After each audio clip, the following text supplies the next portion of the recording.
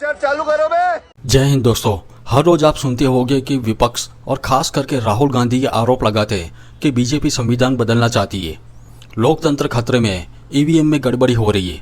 लेकिन आज संसद में जो हुआ वो देख और सुनकर आपको सच्चाई खुद समझ में आ जाएगी। अमित शाह जी ने संसद में खड़े होकर जो बोला वो सिर्फ एक जवाब नहीं था, वो कांग्रेस के सालों से फैलाए हुए झूठ पर एक करारी चोट थी। उन्होंने साफ शब्दों में बताया कि संविधान से सबसे ज्यादा खिलवाड़ अगर किसी ने किया है तो वो कांग्रेस पार्टी है। इमरजेंसी में लोगों के अधिकार छीने गए, प्रेस की आवाज दबाई गई, ये सब इतिहास के पन्नों में दर्ज है। और आज अमित शाह जी ने उन पन्नों को संसद के बीच खोल दिया। उनकी एक एक बात विपक्ष के सीने पर जैसे तीर बनकर लगी और नतीजा ये आया कि वही पुराना तरीका, शोर मचाओ, हंगामा करो और मुद्दे से ध्यान भटकाओ। लेकिन अब जनता समझदार है। इस वीडियो को पूरा देखें और सोचिए कि किसने संविधान को बचाया और किसने बार बार तोड़ा। मुझे कमेंट में जरूर लिखें। अभी कुछ राजनेता आए हैं 54 साल की आयु में अपने आप को युवा कहते हैं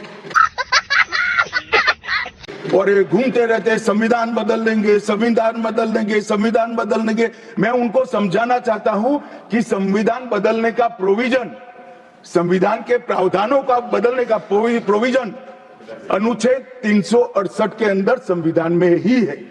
और मैं आज फिर से एक बार कहना चाहता हूं, थोड़ा ज्ञानवर्धन भी हो जाए किसी का। भाजपा ने 16 साल राज किया, माने 6 साल अटल जी ने किया, 10 साल मोदी जी ने किया और 5 साल और मोदी जी करें। बात तो सही है। एक प्रकार से 16 साल हमने शासन किया। 16 साल में हमने 22 बार संविधान बदला, संविधान के अंदर परिवर्तन की। और कांग्रेस ने 55 साल करा और 55 साल में 77 परिवर्तन कांग्रेस ने भी किए, कांग्रेस के शासन में भी हुए। अब भारतीय जनता पार्टी और कांग्रेस दोनों ने परिवर्तन किए। ये परिवर्तन का टेस्ट कैसा था, किस प्रकार से किए गए? संवैधानिक प्रक्रिया से भी परिवर्तन होते हैं और संविधान को तोड़ मरोड़ कर, फॉर्मेलिटी कर भी परिवर्तन कर सकते हैं। परिवर्तन करने का उद्देश्य क्या था, क्या हासिल करना था? क्या हमारे लोकतंत्र को मजबूत करने के लिए परिवर्तन किए गए?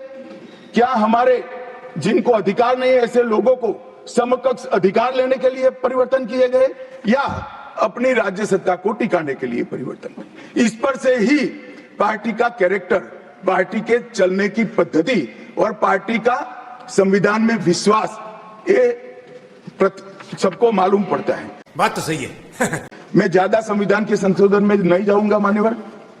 दोनों प्रमुख दलों के 4 संविधान संशोधन को मैं लेना चाहूंगा। पहला संशोधन हुआ 18 जून 1951 में। संविधान सभा ने ही ये संशोधन करना पड़ा, क्योंकि संविधान बनाने के बाद, संविधान स्वीकारने के बाद आम चुनाव में जाने तक का भी धैर्य कांग्रेस पार्टी में नहीं था। अभी लोकसभा नहीं बनी थी, अभी राज्यसभा नहीं बनी थी और संशोधन लेकर आए। अब उसका उद्देश्य क्या था? 19A जोड़ा गया। 19A जोड़ा गया, वो किस लिए जोड़ा गया?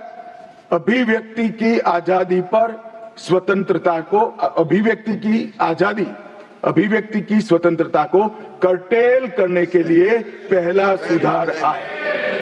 देखा आपने लापरवाही का नतीजा है। और किसने किया मान्यवर? उस वक्त प्रधानमंत्री कौन था? श्रीमान जवाहरलाल नेहरू उस वक्त प्रधानमंत्री। आप बता चुके। अब मान्यवर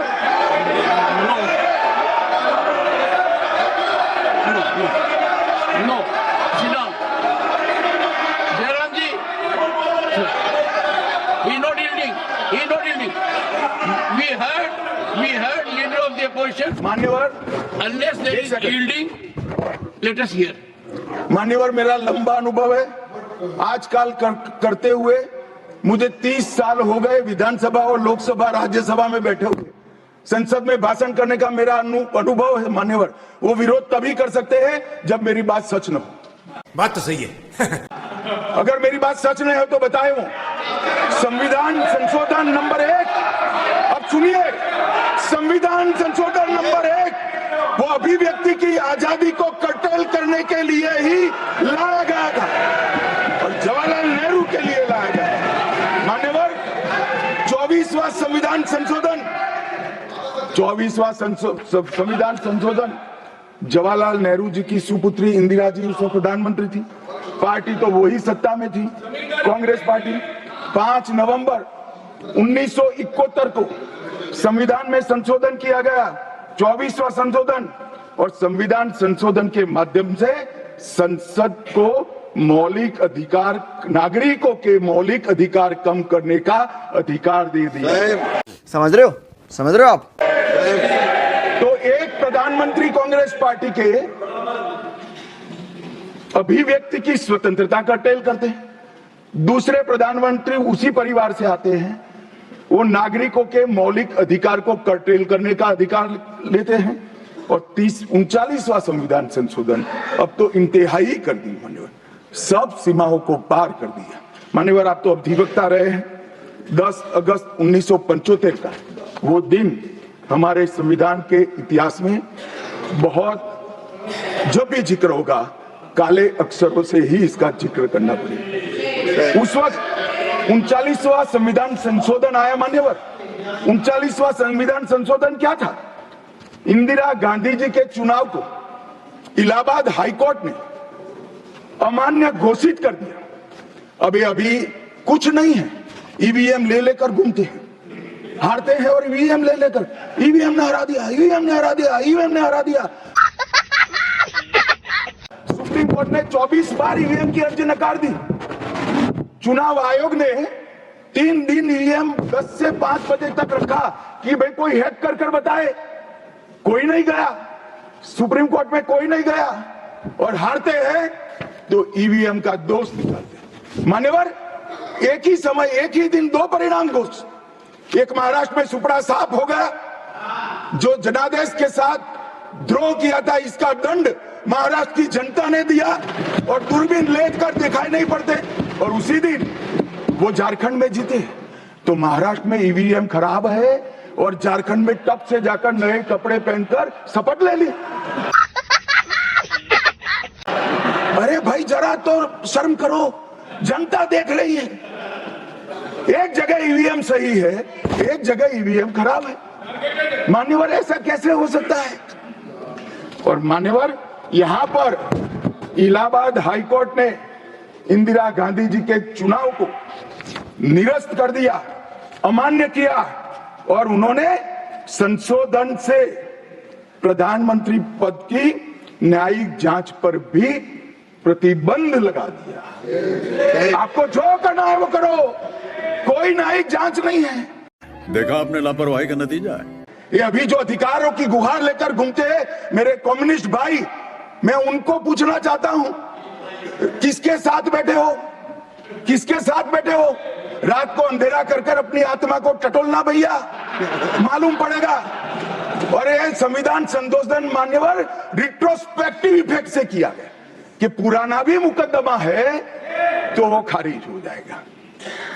कभी ऐसा होता है? हमारे प्रधानमंत्री तो कहते हैं मैं प्रधानमंत्री नहीं हूं, प्रधान सेवक। और कोई कहता है कि मुझ पर मुकदमा नहीं हो सकता, मैं शासक हूं, शासक के खिलाफ उंगली नहीं उठाई जाती। भले संविधान ने अधिकार दिया, वो अधिकार हम समाप्त कर देते हैं। और मान्यवर ऐसे ऐसे सुधार किए। मान्यवर उस वक्त भी श्रीमती इंदिरा गांधी थी। तो दोस्तों आज अमित शाह जी ने जो बात रखी वो इतिहास की सच्ची तस्वीर थी, बिना लाग लपेट, बिना डर। अब आपकी बारी है, अपनी राय कमेंट में ज़रूर लिखें। और अगर वीडियो ने आपको सोचने के लिए मजबूर कर दिया हो तो इससे ज़्यादा से ज़्यादा लोगों तक पहुंचाएं, लाइक करें, शेयर करें और चैनल को सब्सक्राइब करना बिल्कुल ना भूलें। मिलते हैं अगले वीडियो में, तब तक के लिए जय हिंद।